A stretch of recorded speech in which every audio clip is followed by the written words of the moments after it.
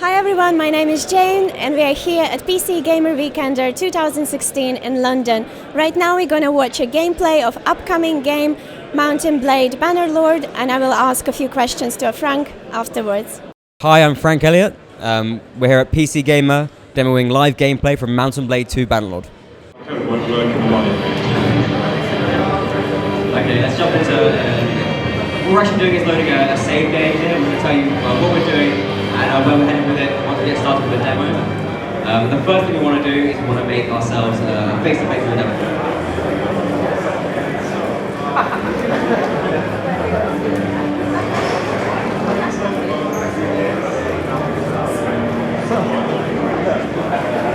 Okay, technical difficulties.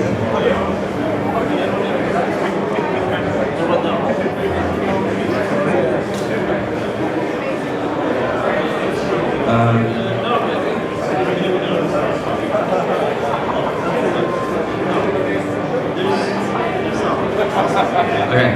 So this is a feature that we're very excited about and have worked a lot on. It's a big part of role-playing to be able to change your character's appearance. So we have really fun making our customizable options detailed and realistic. It's still a work in progress, but it's turning out just like we wanted. And one of our goals has been to give the user absolute control, just like any other Mountain Blade feature. We have body type sliders, 2 of them, to change the body build and body weight.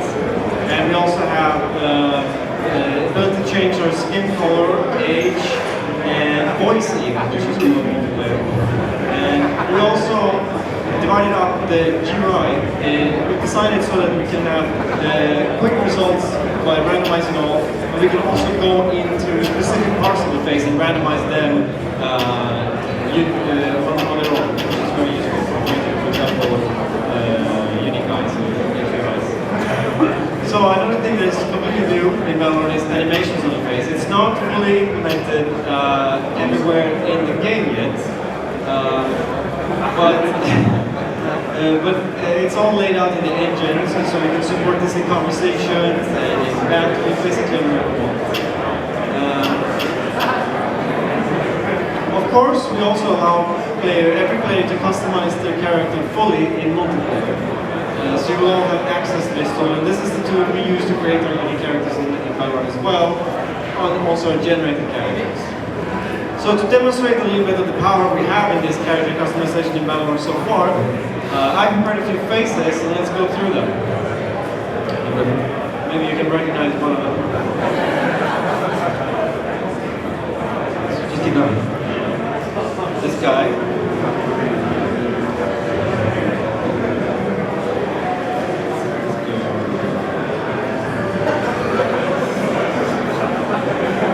So you can see we've really put together a very powerful tool. And this is really important for us when we're developing the game because, as Steph mentioned, every single character in the game uses the same system. So we need that diversity and also the ability to make charismatic, interesting characters as well.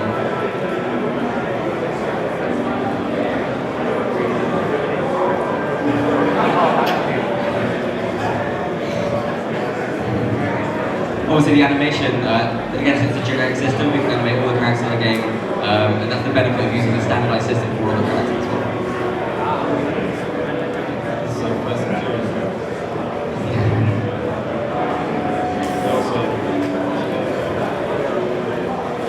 Okay. Let's have, as you can see, we're already able to create very cool characters, and we're so looking forward to see our creative players' own creations. And we will make this tool so that it's easy for a player to save their own faces and also share them with each other. Okay, let's have Phil choose a character. Yeah, characters. Anyone you like specifically? We should continue on this.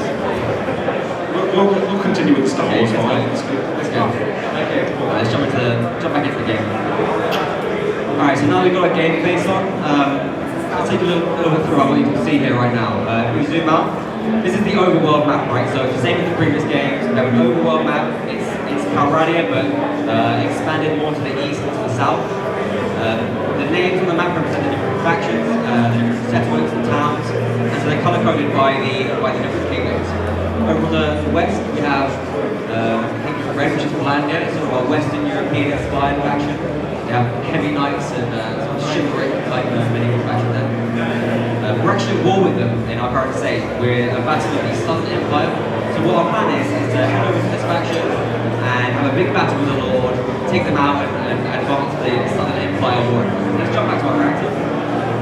Sounds good. And this is our party. You can see we have 4 people in the party, represented by the number 4. It's purple for the Southern Empire. This is not a big enough army to fight a battle with, right? So we're going to go get our garrison.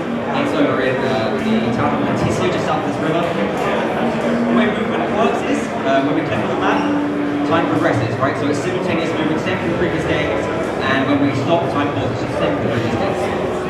Let's go towards Monticia then and pick up our troops. There's a new feature actually found as well. You can garrison your troops in different towns, allied towns. They'll also help defend it in a siege, and it allows you to go and take care of personal tasks or quests with members of the party if you need to. And is that like an automated process then if you garrison something?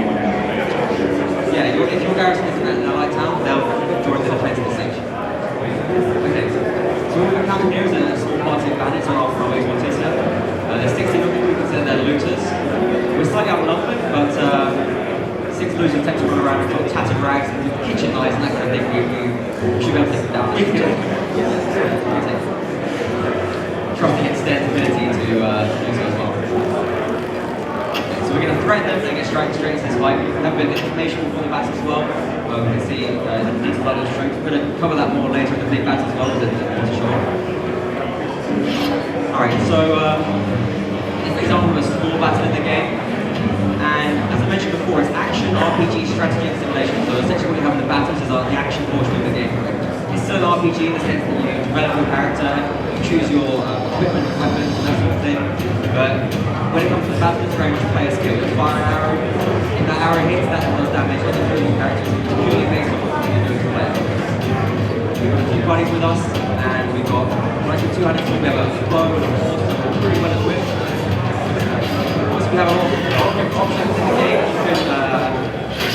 You can have a great variety of different medieval weaponry that you can use.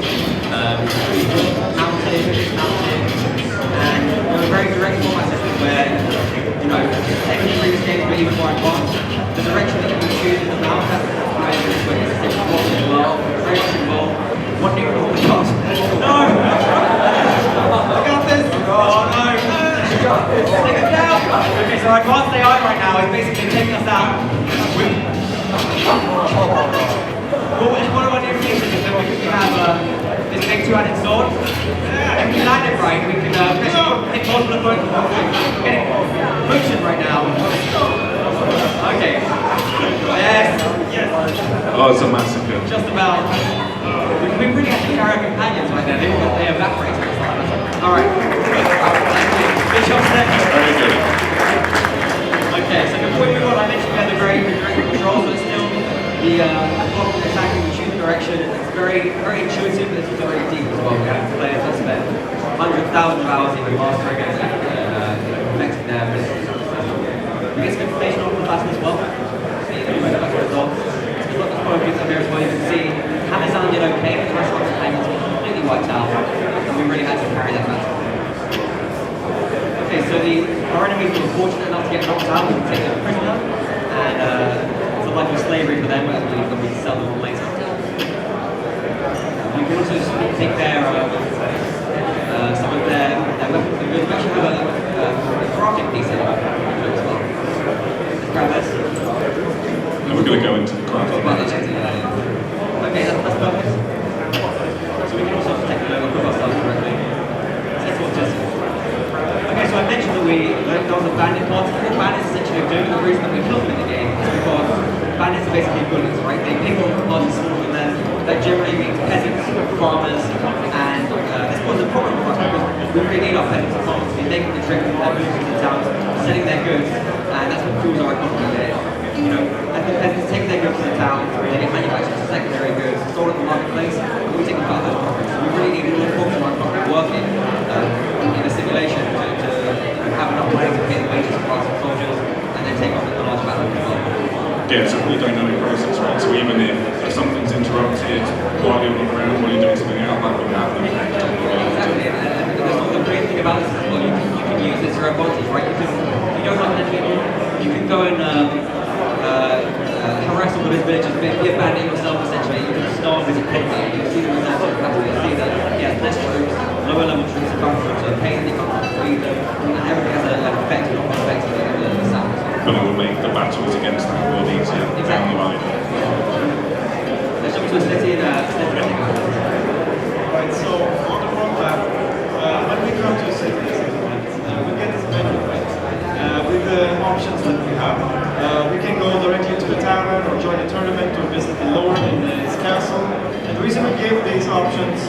here is because exploration is always a choice.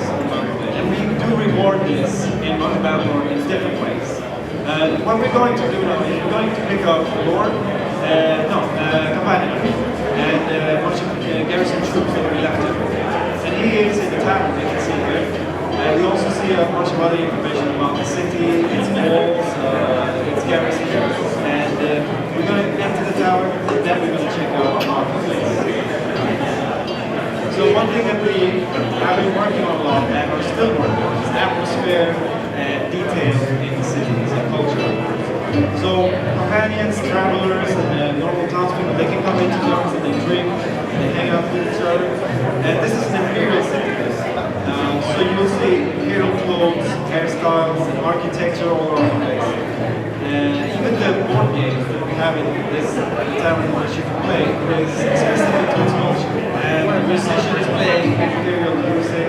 So each faction has their own like cultural touchstones that are reflected within the environment. Exactly, and it's also apparent on the battlefield in warfare with weapons and styles. So this is our companion, we can talk to him. We're going to ask him to rejoin our party with the troops, and we're also going to ask him to follow us around the town. Because we're going to need his support there. So we're going to be back now, but we're going to take a bit more run around the town and show you some of the ways in which you can get rewarded for exploring and some of the game missions we have within the town.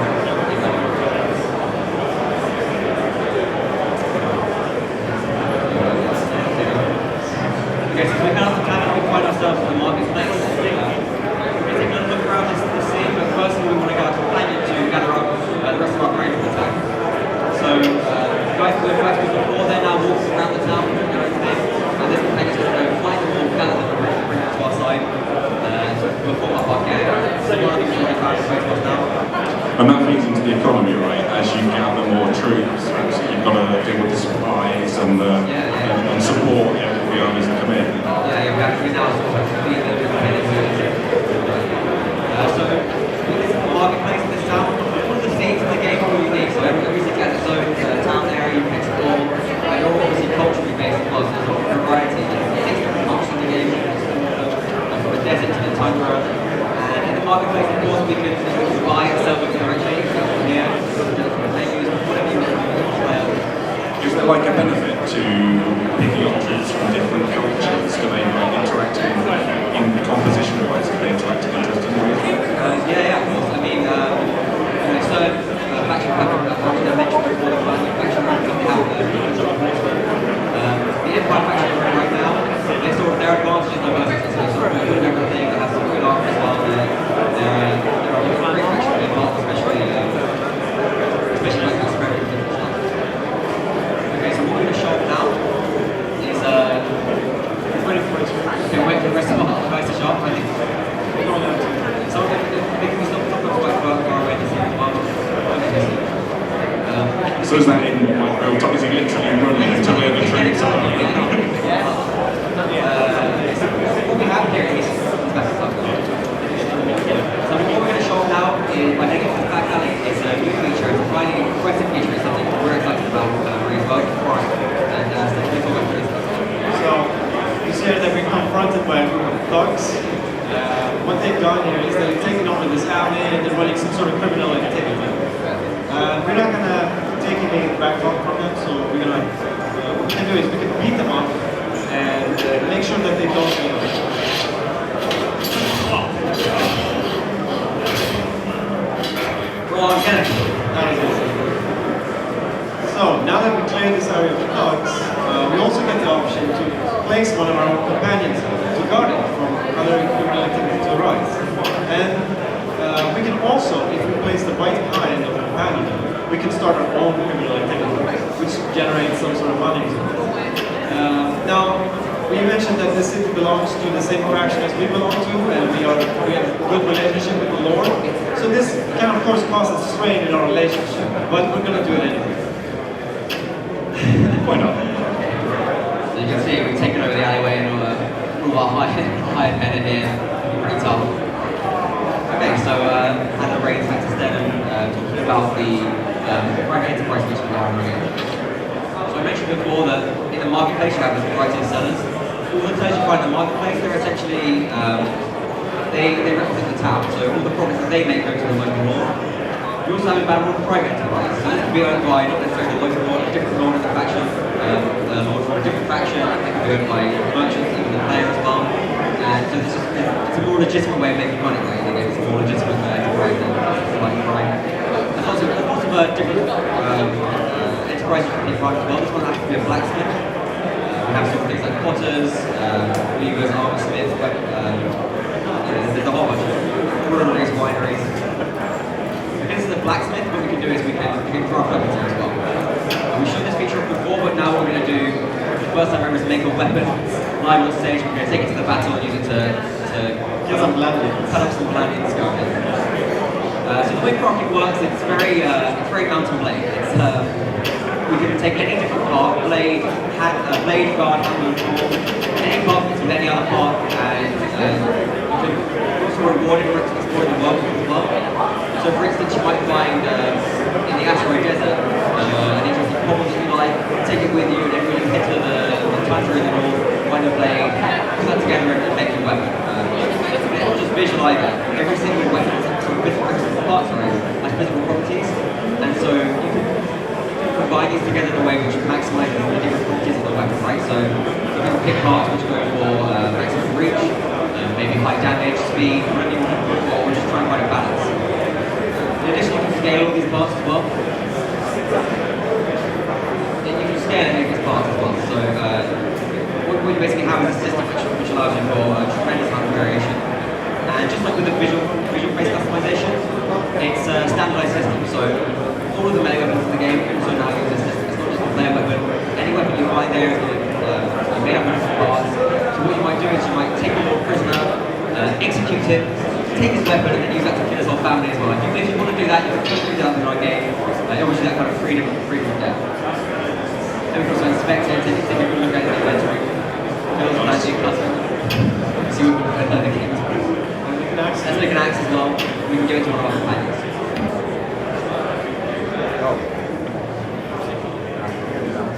Just throw it around. Okay, great. This is perfect. Okay, so we can pick this weapon directly by equipping it to our companions, and then we've got to name it, but that's fine, we're going to box name. And then again, just go around.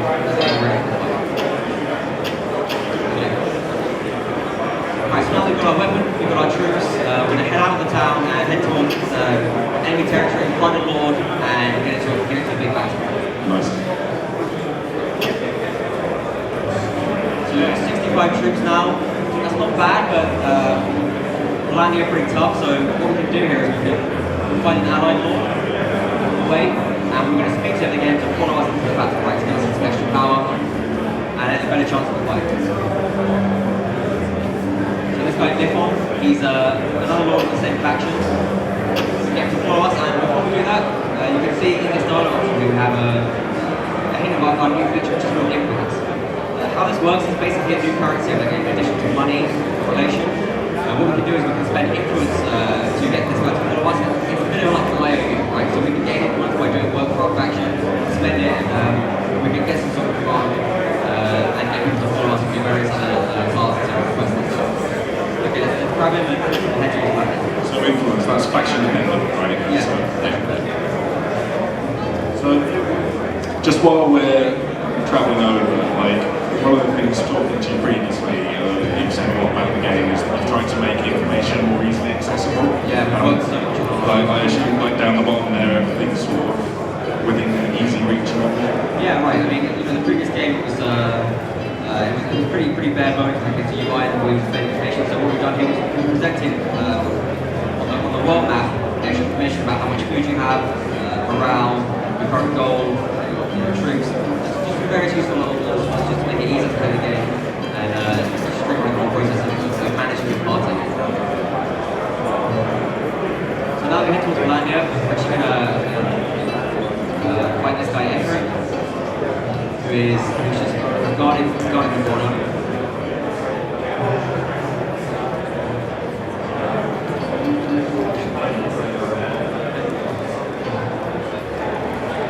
we're going to take you through now a sort of larger battle and show you the ways that we've improved the previous games. Obviously, because it's such a central part of the game, it's really important for us to work on it and improve it as much as possible. So Egbert is going to give us a fairly hostile response and we'll war with him, but it's not necessarily going to attack us on sight. He might be a little bit threatened. We actually have number slightly here. He's a bit of a tough old guy, so we must have a bit of a fight on our hands. Let's just deliver our terms and get straight to the fight. Okay, so we showed you before the pre-match screen.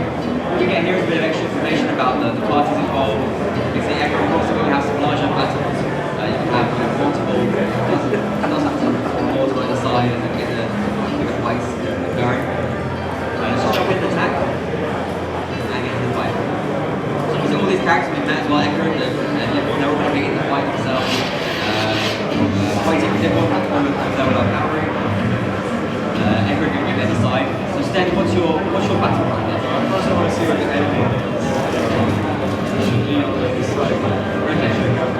There they are. So we've really developed the battle of the regular conquerors that I mentioned. We of course have 4 troops on screen board, we've had any previous games. And on top of that, we try to make it much more deep and much more interesting as well. So it's not just about sort of the simple tactics we had in previous games. People always have different behaviours, they have personalities, they like to play, they like to command their armies according to their personality, and that's reflected in the battle itself. In addition to that, war's much more reactive, they're much more intelligent. So we have much deeper battle game. You can see Nick on our eyeballs there. What's your plan instead? It seems like Egbert he's holding out this hill. He is. I will get it closer and show some of my own side. So much more detail with the commands we can give as well. I think we can sort of draw out information from the map, group up in different ways. A great deal of improvement and advancement in actually just one day. And the other board that you tagged along with you, do you have full control over her? Because he's following us, we're with a battle. He's going to take part. You can see we have obviously Empire troops here as well. So they have their sort of Imperial arms.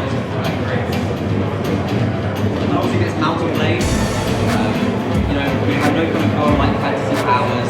We completely run in this fight as well, so we have to consider our own self-preservation as we're running our troops over at the battle. One thing also that we have to mention here is that all of these troops, I think because of Mountain Blade game, they have their own AI, so they're all fighting and their own attacks and blocks in their own way. There's nothing sort of, there's not a general AI, there's a little bit of individual troops, and then we have also the level of AI which is tactical as well, which is control of information that happens in the battle. There's a bunch of cool new AI features as well, so they have like self-preservation. So if they feel they're too far away from their buddies, their allied soldiers, they're going to run back into formation and sort of rethink their control. So what I want to do here is I see that there's a liquid landscape between these two things. And I want to learn the other one and some of the strokes for all of them down here so that if I get the overhead and they try to flee, they have to run on. And then they have to catch them better. So I'm not sure if we're going to respond to this, but I'm going to put my infantry down to maybe get some of these troops to attack. Then I'll be ready with my horsemen. Actually, I should put them in a flank position. We want to draw up this hill.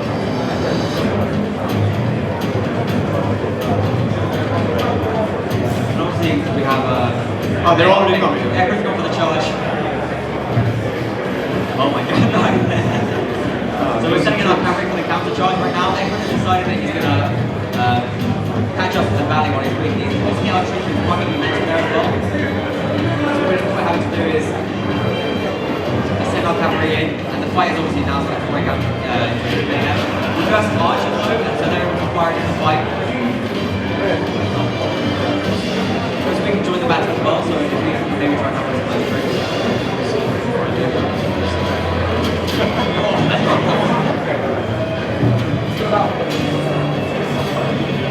So we're using the swords we craft obviously in this battle as well. So we're going to do some damage.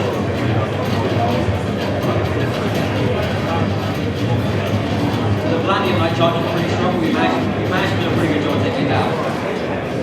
We still have to deal with those soldiers on the hill though, so we sort of regroup and make our way back up to them. Did you see Edward at all? Okay. It's obviously helpful if they got your enemy commander as well. But you might be able to take it down. Okay, so let's make our way towards the troops up on the hill and see if we can push back. Are they coming down? Yeah, it looks like they're going to be joining the charge anyway. They've got a bit of momentum as they come down the hill towards us. But I think we have slightly more troops left in the battlefield.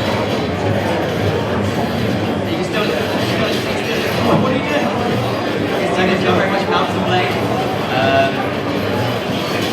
If we can dismount the aircraft, dismount the fight as well.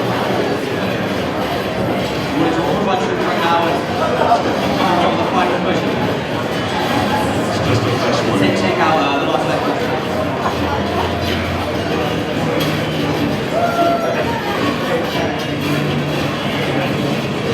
Okay, I think we just might get the upper hand.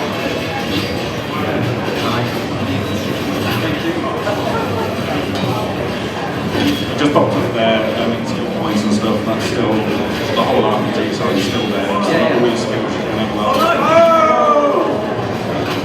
What happened? I got messed up. Okay, Let's go on infantry battle.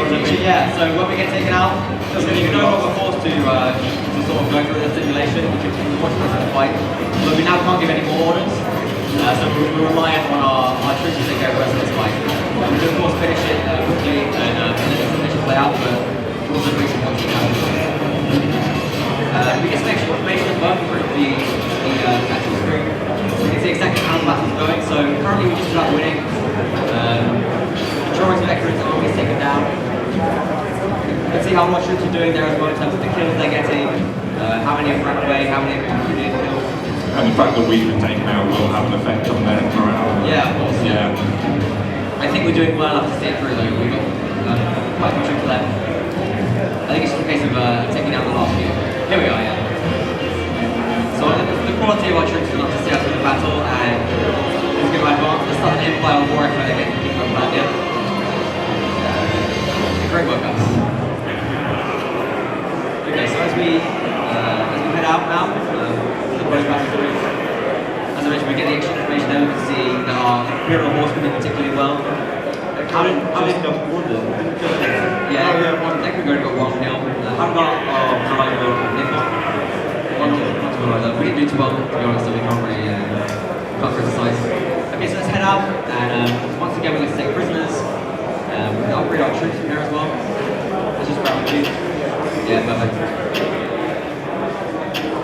And obviously we get much more loot here as well. We can take some of their supplies.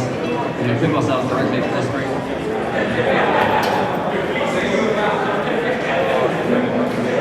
Alright, so once we head out, hopefully you can see now how all the different parts of the game, the working economy, the strategic aspects, they all come together and they equal each other. So the battles that we have, they have a much wider impact. Now the Hollandian faction is weakened, we can go forward, maybe we could we'll be able to solve the Jareth later on. It's actually the end of our demo right now though, so thank you very much.